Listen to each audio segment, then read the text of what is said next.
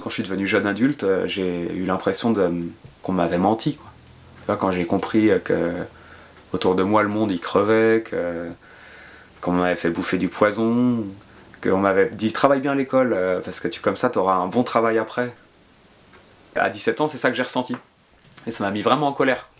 J'ai milité localement là, avec les gauchistes du coin autour de la lutte, soit d'action anti-pub, soit de fauchage d'OGM, soit de choses comme ça. Autour de l'écologie un peu quoi. Et on s'est dit bon, la contestation ça nous a réunis, on est à peu près d'accord sur une critique du système, mais ça nous satisfait pas, on a envie de construire quelque chose, de proposer des alternatives. Et pour nous, on est dans un département très rural, on s'est dit bon bah chez nous c'est la campagne. Les agriculteurs autour de nous, ils sont dans des systèmes qui nous conviennent pas. On a quelques modèles par contre qui nous conviennent, des petits paysans qui ont l'air heureux, qui vivent bien. On s'est dit il faut relocaliser la production alimentaire, faut arrêter de polluer les sols, il faut prendre soin des animaux et pas les utiliser comme une matière première. Et on s'est dit ça, on s'est dit bon bah ok, on va essayer de produire de la nourriture de base pour les familles qui vivent autour de nous, essayer d'éviter de faire rouler la nourriture sur des centaines de kilomètres, parce que partout on peut produire à manger, il faut qu'on réinvente des systèmes comme ça. Et l'autre idée qui accompagnait ça, c'est de se dire bah, on ne veut pas non plus tomber dans des systèmes individualistes, il faut qu'on réapprenne à travailler ensemble, à prendre des risques ensemble, à se soutenir. Et donc il y a tout un volet de travailler ensemble, vivre ensemble, qu'est-ce que ça veut dire, sur quoi il faut qu'on grandisse quoi, pour s'accepter.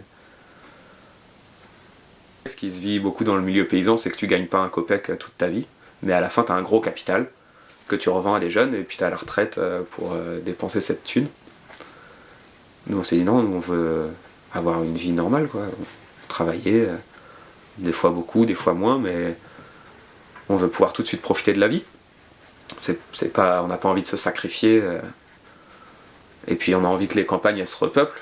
C'est aussi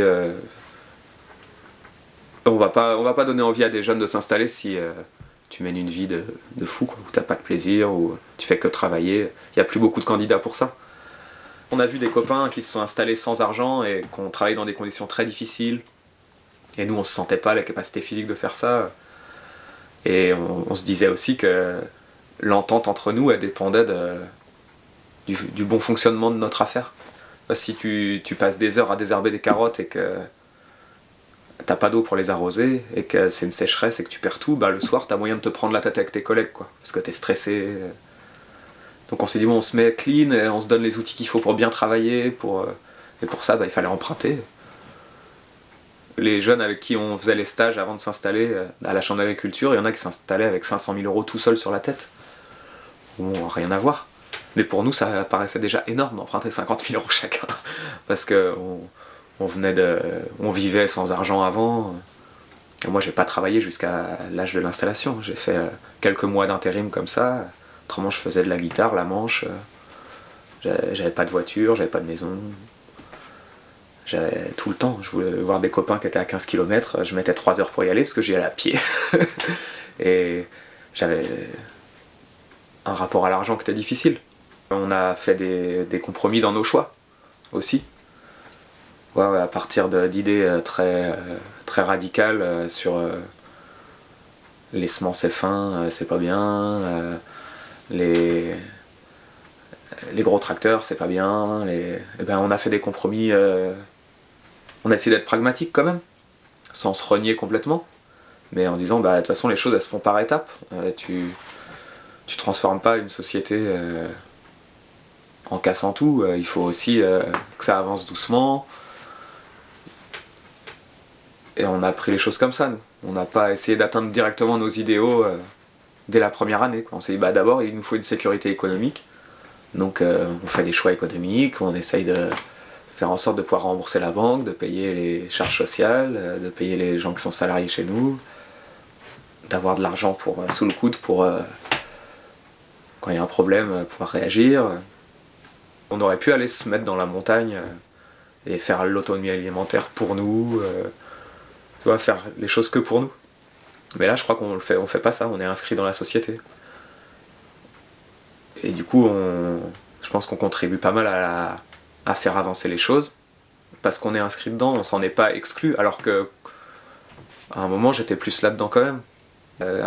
Quand j'avais 20 ans, mes discours ils me mettaient à l'écart des gens. Les gens ils pouvaient pas entendre ce que je voulais leur dire, quoi. Ce que j'avais envie de crier, tout ça. Et là aujourd'hui on est écouté. On